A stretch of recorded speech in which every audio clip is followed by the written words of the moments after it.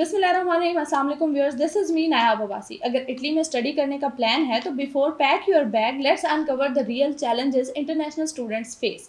From visa hurdle to cultural shock, सब कुछ जानेंगे इंटरनेशनल स्टूडेंट काउंसलर साइका नाज से। तो साइका, आज के प्रोग्राम में हम बात करें इटली में स्टडीज़ के हवाले से। तो बताइएगा कि इटली में एडमिशन सिक्योर करने के लिए क्या प्रोसेस होता है और कोई एंट्रेंस टेस्ट होते हैं या किस तरह से स्टार्ट होता है प्रोसेस, ये बताइएगा।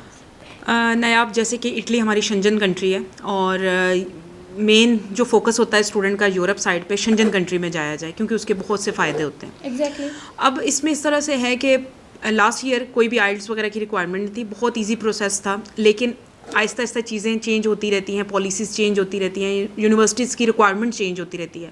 तो इस साल जो है वो हमारे मास्टर्स इंटर दोनों स्टूडेंट्स के लिए जो है ना आइल्स मस्ट है। अब उसमें मास्टर्स के स्टूडेंट के लिए 6.5 आइल्स की रिक्वायरमेंट है ओवरऑल, और जो बैचलर का बच्चा है उसके लिए 5.5 चाहिए।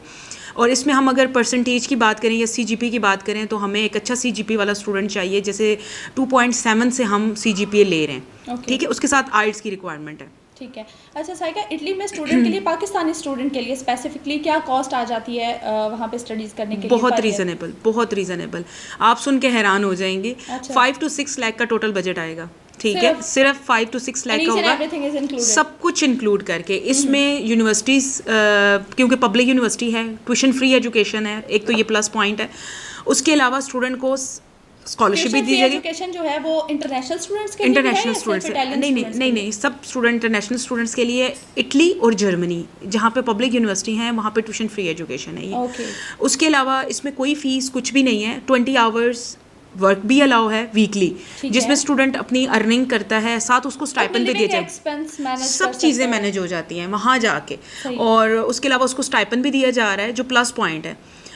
इसके अलावा भी स्टूडेंट्स हमारे क्या करते हैं कि 20 आवर्स के अलावा भी काम कर रहे होते हैं। वो लीगली नहीं होता, लेकिन सम टाइम वो ऐसे कर रहे होते हैं और आराम से उनकी वहाँ पे वो अपने अच्छा, मतलब अपनी फैमिली को भी सपोर्ट कर रहे हैं, अपनी भी सारी जो भी उनकी रिक्वायरमेंट्स है, जो चीज़ें हैं वो उनको कवर कर रहे होते हैं। इटली में एडमिशन सिक्योर करने के लिए कितना टाइम होता है एप्लीकेशन करने के लिए? डेडलाइंस क्या होती हैं?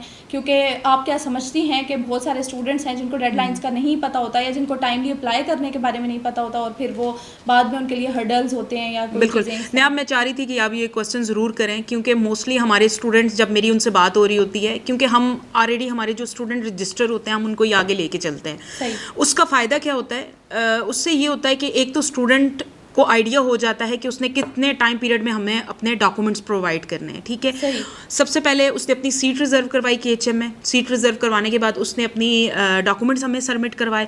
अब कुछ ऐसे होता है कि कुछ डॉक्यूमेंट्स उसको डिले हो रहे होते हैं किसी भी रीज़न की वजह से, लेकिन एक टाइम पीरियड हमने स्टूडेंट को बता दिया होता है, उस दौरान उसने अपने सारे डॉक्यूमेंट्स देने होते हैं। फिर रही बात ये आइल्स की जो रिक्वायरमेंट है, इंग्लिश टेस्ट की रिक्वायरमेंट है, उसको वो भी टाइम पीरियड बता दिया जाता है। मोस्टली जैसे कि अभी नेक्स्ट मंथ से एप्लीकेशन स्टार्ट हो जाएंगी इटली की, हमारी ऑलरेडी सीट्स रिजर्व हुई हुई हैं और फर्दर आगे स्टूडेंट्स को हमारी जो डेडलाइन चल रही है वो बताया गया है। नवंबर से एप्लीकेशन स्टार्ट होती हैं। जितनी जल्दी स्टूडेंट अप्लाई करता है इतनी जल्दी इसकी एप्लीकेशन स्टार्ट हो जाती है और उतनी जल्दी एडमिशन कंफर्मेशन आ जाती है, ठीक है। और मैं आपको सिंपल कहूँगी कि अगस्त तक जो होती है स्टूडेंट की ट्रैवलिंग स्टार्ट हो जाती है, ठीक है। सितंबर में क्लासेस शुरू होती है स्टूडेंट की। इतना टाइम ड्यूरेशन तो आपने बता दिया कि इतना टाइम एक स्टूडेंट को मिल जाता है, लेकिन साइका, इटली की अपॉइंटमेंट के हवाले से बड़े क्वेश्चन रेज होते हैं कि इटली की अपॉइंटमेंट नहीं मिलती। बिल्कुल ऐसी ही है। लास्ट ईयर हमें थोड़ी सी चीज़ें ये फेस करनी पड़ी थी। एडमिशन सब बच्चों के हो गए थे, लेकिन इसका सलूशन यही है, जैसे कि मैं आपको पहले बता चुकी हूँ, जब बच्चा टाइमली अप्लाई करेगा, टाइमली उसका ऑफर लेटर आएगा, कंफर्मेशन आएगी, उसको अपॉइंटमेंट भी मिलेगी। अब वो अपॉइंटमेंट के डिफरेंट वेज हैं, ठीक है। कुछ स्टूडेंट BSL पोर्टल के थ्रू लेते हैं, कुछ स्टूडेंट केस करके उस तरीके से ले रहे हैं, कुछ बाय कर रहे हैं, तो डिफरेंट पेड की तरफ भी जा रहे हैं। और देखिए जहाँ पे इतना कम बजट आ रहा है, मैं समझती हूँ कि अगर उसको पेड अपॉइंटमेंट भी लेनी पड़ी है, स्ट्रगल थोड़ी सी करनी पड़ेगी। पोर्टल से ले रहे हैं तो भी आपको या तो थोड़ी स्ट्रगल करनी पड़ेगी या आपको एक्स्ट्रा एफर्ट्स पुट करनी है, आपको एक्स्ट्रा मनी पे करनी है। दोनों में से एक चीज़ है। लेकिन मैं यही बार बार इसको इसलिए रिपीट कर रही हूँ, जब स्टूडेंट टाइमली अप्लाई करेगा, उसकी समरी टाइम पे आएगी, उसको ज़रूर अपॉइंटमेंट मिलेगी। यू वांट टू से नॉट इम्पॉसिबल, इम्पॉसिबल कुछ भी नहीं है, ठीक है। वो करेगा तो इंशाल्लाह सारे काम प्रॉपर तरीके से हो जाएंगे। अच्छा साइका, यहाँ से एडमिशन सिक्योर हो गया, वीज़ा लग गया, स्टूडेंट के लिए वहाँ जाने के बाद अकोमोडेशन अरेंज करना एक बड़ा चैलेंज होता है किसी नई जगह पे जाके स्टूडेंट के लिए। तो पाकिस्तानी स्टूडेंट्स के लिए वहाँ पे जाके अकोमोडेशन अरेंज करना एंड ऑन कैंपस या ऑफ कैंपस, उसमें क्या क्या उनको प्रॉब्लम्स फेस करने पड़ते हैं, या ईजी होता है या क्या प्रॉब्लम? नहीं, आप बिल्कुल आप वो क्वेश्चंस कर रही हैं जो मोस्टली स्टूडेंट करते हैं, और मेरे ख्याल में ये वीडियो देखने के बाद उनके ये सारी क्यूरीज एग्जैक्टली क्लियर हो जाएंगे। वीडियो का मकसद भी यही है कि इंफॉर्मेटिव हो, स्टूडेंट्स को घर बैठे उन सवालों के जवाब मिल जाएं जो उनके जहन में होते हैं। देखिए, अकोमोडेशन की जहाँ तक बात है तो यूनिवर्सिटी जिसमें हम अप्लाई करते हैं वो अकोमोडेशन प्रोवाइड नहीं करें। सम टाइम ऐसे होता है ना कि आप स्कॉलरशिप के लिए करते हो तो अकोमोडेशन भी आपको दी जाती है, ऐसा नहीं है। यहाँ से हम इस तरह से करते हैं, स्टूडेंट को ये हेल्प आउट कर देते हैं, जो भी उसकी यूनिवर्सिटी के करीब होटल वगैरह है तो वहाँ पे हम उनकी बुकिंग करवा देते हैं। फर्दर स्टूडेंट जब वहाँ जाता है, और यहाँ से हमारा ऑलमोस्ट हर कंट्री के लिए एक ग्रुप होता है स्टूडेंट्स का, जब वो एम्बेसी जाते हैं तो उनका आपस में इंटरेक्शन हो जाता है, ठीक है।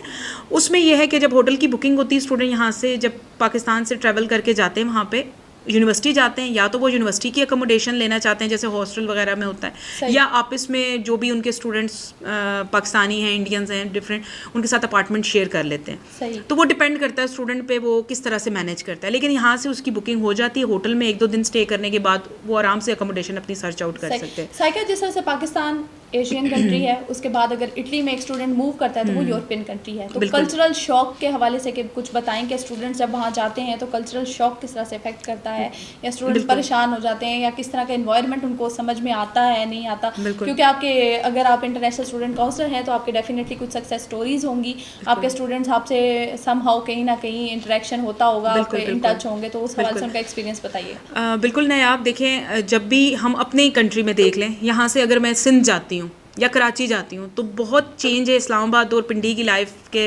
कराची और सिंध का देखा जाए तो बहुत सी चीज़ें फेस करनी पड़ती है, लैंग्वेज आपको करती है, उसके अलावा वहाँ का रहन सहन, जो मैं पूछना चाह रही थी, कि लैंग्वेज बैरियर कहाँ तक इफेक्ट करता है? बिल्कुल, वहाँ जाएंगे स्टूडेंट्स तो ऑलमोस्ट इंग्लिश अब चल रही है इटली में भी, और डिफरेंट और इंटरनेशनल लेवल चल रही है। लेकिन मैं ये ज़रूर कहूँगी अपने स्टूडेंट्स से, जो भी स्टूडेंट वहाँ पे जाएं, जैसे कि उनको साथ अपनी इटालियन लैंग्वेज पढ़ाई जाती है, उसमें ज़रूर एडमिशन लें, इटालियन लैंग्वेज को सीखें। उनके लिए ये चीज़ें जो उनके मुश्किल फेस करनी पड़ती है, स्पेशली जॉब वगैरह की सर्चिंग में, वो उनको नहीं होगी, डेली लाइफ में उनको प्रॉब्लम फेस नहीं करनी पड़ेगी। बट ये है कि अगर आपकी इंग्लिश अच्छी है तो आप सर्वाइव कर जाते हैं, लेकिन इटालियन का सीखना बहुत ज़रूरी है। जिस भी कंट्री में जाएँ, चाहे वो इटली है, जर्मनी है, जहाँ भी आप जाते हो, आप वहाँ की लैंग्वेज को ज़रूर सीखो, तो आपको बड़ा प्लस पॉइंट मिलता है। डेफिनेटली वहाँ पे सर्वाइवल के लिए ट्रस्ट बहुत जल्दी लोग आप पे करते हैं। जब आप इटालियन बोलेंगे या उनसे बात उनकी लैंग्वेज में करेंगे ना, तो वो आप पे ट्रस्ट बहुत जल्दी करेंगे, आपको अच्छी से अच्छी अपॉर्चुनिटीज मिल सकती हैं जॉब लेने के लिए, जॉब सीखने के लिए तो बिल्कुल ऐसी। और जब आप फर्दर अपना PSW कंप्लीट करते हैं, PR के लिए करते हैं, तो वहाँ पे भी आपको बड़ा प्लस पॉइंट्स मिलते हैं। सही, तो आप कहती हैं कि आप रेकमेंड करती हैं कि वहाँ पे जाके इस तरह के कोर्सेज में स्टूडेंट्स, बल्कि यहाँ से जब स्टूडेंट अपना केस स्टार्ट करते हैं, मैं उन्हें कहती हूँ कि आप कोई ऐप डाउनलोड कर लें, जिस भी कंट्री का मेरा स्टूडेंट होता है वो ऐप डाउनलोड कर लें, इटालियन ऐप डाउनलोड करके आप सीखना स्टार्ट करें। बेसिक आपको आनी चाहिए, तो वो इतना टाइम आपके पास होता है कि कुछ ना कुछ तो आप सीख लेते हो। इसके अलावा डिफरेंट यूनिवर्सिटीज कोर्सेज करवाते हैं लैंग्वेज के हिसाब से, तो वो भी मैं उनको रिकमेंड करती हूँ कि आप यहाँ से अपना कोर्स स्टार्ट कर लें, जितना भी आपके पास टाइम है। साइका, ड्यूरिंग स्टडीज वर्क के हवाले से बताएं कि आपने जैसे पहले भी बताया कि वहाँ पे स्टूडेंट्स को स्टाइपेंड भी मिल रहा है, एक तो स्टाइपेंड का बताएं कि कितना मिल रहा है, और उसके लिए क्या क्राइटेरिया है, उसके लिए क्या जो है किस तरह से डॉक्यूमेंटेशन होगी, यहाँ से मिलेगा, वहाँ पे जाके अप्लाई करना होगा स्टूडेंट को, उसके हवाले से बताएं स्टाइपेंड, फर्स्ट क्वेश्चन। और उसके बाद आप मुझे बताएं कि वहाँ पे जो वर्क आपने बताया कि अलाउ है ड्यूरिंग स्टडी भी, तो कितने आवर्स वीकली या मंथली वर्क अलाउ है? फर्स्ट तो उनको स्टडी के साथ 20 आवर्स वीकली वर्क अलाउ होता है, और वो स्टडी के साथ अपना वर्क कर सकते हैं जो भी उनके। और फर्दर आगे जब उनकी डिग्री कंप्लीट होगी, जैसे कि मास्टर्स 2 इयर्स का है और बैचलर्स 3 इयर्स का है, देन जब वो उनकी डिग्री कंप्लीट होगी तो उनको 1.5 इयर्स का PSW मिलता है, ठीक है। उस PSW में वो फुल टाइम जॉब कर सकते हैं। वो एक और मतलब प्रॉपर तरीके से वो अपने PSW को स्टार्ट करते हैं स्टडी के कंप्लीट के बाद। उसके लिए उसके अलावा आपने स्टाइपेंड का जो है वो इस तरह से, जब स्टूडेंट की कंफर्मेशन आ जाती है ना हमें यूनिवर्सिटी की तरफ से, उसके बाद हम स्टूडेंट के स्कॉलरशिप के लिए जो हमें डॉक्यूमेंट्स रिक्वायरमेंट होती है, जिसमें FRC होता है, लो इनकम सर्टिफिकेट हो गया, डिफरेंट जो डॉक्यूमेंट्स रिक्वायर होते हैं वो हम स्टूडेंट से लेके हम यूनिवर्सिटी को फॉरवर्ड कर देते हैं। फिर जब स्टूडेंट वहाँ जाते हैं वहाँ पे वेरिफिकेशन होती है, मतलब रियल जो ओरिजिनल उनके डॉक्यूमेंट्स हैं उनको देख के देन उनका स्टाइपन उनको लगवा दिया जाता है, फिर वो पर ईयर उनको मिलता है। इटली में जो है वो पर ईयर स्टाइपन है, तकरीबन समझ लें कि 7,500 के करीब जो होता है ना वो ऑलमोस्ट उनको मिलता है, स्टाइपन मिलता है। और दूसरी ये बात है कि डिफरेंट स्कॉलरशिप्स होती हैं। अब हमारे स्टूडेंट पे डिपेंड करता है कि वहाँ जाएँ, वहाँ सर्च आउट करें, वहाँ पे नीड बेस्ड स्कॉलरशिप है, रीजनल बेस्ड स्कॉलरशिप है, डिफरेंट टाइप ऑफ स्कॉलरशिप्स होती हैं, वो वहाँ पे अप्लाई करें, देन उससे फ़ायदा उठाएं। अच्छा साइका, अगर किसी स्टूडेंट का वीज़ा रिजेक्ट हो जाता है तो उसके लिए रीअपील का क्या प्रोसेस होगा? देखिए ना, आप फर्स्ट कोई पॉसिबिलिटी है या नहीं? बिल्कुल है। अब इस तरह से होता है जब वीज़ा रिजेक्ट हो रहा है ना, तो आपको उसकी मेन रीज़न पता होनी चाहिए कि किस रीज़न की वजह से, बैंक स्टेटमेंट की वजह से वीज़ा रिजेक्ट हुआ है या कोई डॉक्यूमेंट्स हैं जिसकी वजह से मेरा हुआ है, तो आप दोबारा से अपील कर सकते हैं। ठीक है, अब उन कोई वैलिड अगर रीजन है, वैलिड अगर करेक्शन करके वो आपको दोबारा से आपका कंसिडर हो सकता है। लेकिन इन केस अगर नहीं, आप उसको जस्टिफाई नहीं कर पा रहे, तो फिर KHM उसमें आपकी ये हेल्प आउट करता है कि उन्हीं चार्जेस में आपका रीअप्लाई किया जाता है किसी भी कंट्री के अंदर, किसी और कंट्री जो हमारे फर्स्ट जो पेमेंट है ना, जिसमें हम कहते हैं कि आप हमेशा के लिए हमारे रजिस्टर्ड स्टूडेंट है, रजिस्ट्रेशन फीस जो हमारी होती है उसमें हम कोई भी डिफरेंट ऑप्शन स्टूडेंट के सामने रखते हैं, देन अगर उसको जो भी बजट सूट कर रहा होता है या जिस भी कंट्री के लिए वो इंटरेस्टेड होता है हम उसका रीअप्लाई करते हैं, उसके अकॉर्डिंगली आप उसका उसी फीस के अंदर हम रीअप्लाई करते हैं। फाइनेंशियल प्रूफ किस तरह के होते हैं स्टूडेंट ने जो सबमिट करवाने होते हैं इटली में एडमिशन सिक्योर करने के लिए या वीज़ा फाइल करने के लिए? वीज़ा फाइल के लिए जब आपकी बैंक स्टेटमेंट सबसे इंपॉर्टेंट होती है, और वो तकरीबन 30 लाख के करीब चाहिए होती है। फर्स्ट ब्लड रिलेशन में से आप किसी की भी शो कर सकते हैं। ओल्ड अकाउंट हो तो 3 मंथ्स की फ्रेश, और अगर फ्रेश अकाउंट है तो 6 मंथ की चाहिए होती है। इनटेक की हम बात करें तो हम एक ही साल के अंदर एक ही इनटेक को डील करते हैं, वो होता है सितंबर इनटेक। ठीक है, बिग इनटेक वही है, हम उसी को डील कर रहे होते हैं पब्लिक यूनिवर्सिटी के लिए। और अगेन के उसके लिए आपको फिर टाइमली अपनी हम साथ जी बिल्कुल टाइम आपको मिलेगा, अपॉइंटमेंट भी आप ले सकते हैं। जितने भी मिथ्स हैं कि अपॉइंटमेंट नहीं मिलती, नहीं सब चीजें हैं, तो वो चीजें आपकी इंशाल्लाह ये वीडियो हमारी कंप्लीट हो तो साथ आप मैं यही कहूँगी कि हमारे उन स्टूडेंट्स की वीडियो साथ चलाई जाए जिनके इटली के वीज़ास लगे हैं।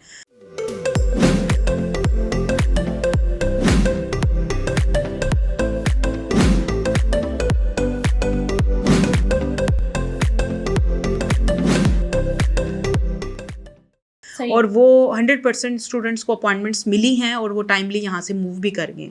अच्छा साइका, अगर कोई स्टूडेंट है जो अपने प्रीवियस स्टडीज़ के क्रेडिट आवर्स जो हैं वो यहाँ से ट्रांसफ़र करवाना चाहता है, तो इटली की यूनिवर्सिटीज़ में ऐसे ऑप्शंस अवेलेबल हैं? नहीं, वो यहाँ पे नहीं है, वो यूके में आपको मिल जाएंगे ऑप्शंस। अच्छा, इटली में ऐसा कोई? हाँ, उसमें हम डायरेक्ट डिग्री को डील कर रहे हैं, हम मतलब टॉप ऑफ और फाउंडेशन इन चीज़ों को डील नहीं कर रहे। ठीक है Saika, thank you so much. Thank you so much Neha. Study abroad series की नेक्स्ट एपिसोड में हम बात करेंगे किसी और स्टडी डेस्टिनेशन की और उसके बारे में जानेंगे तमाम क्यूरीज को।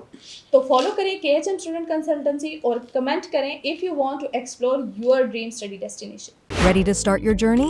Contact KHMC today and let us help you reach your destination.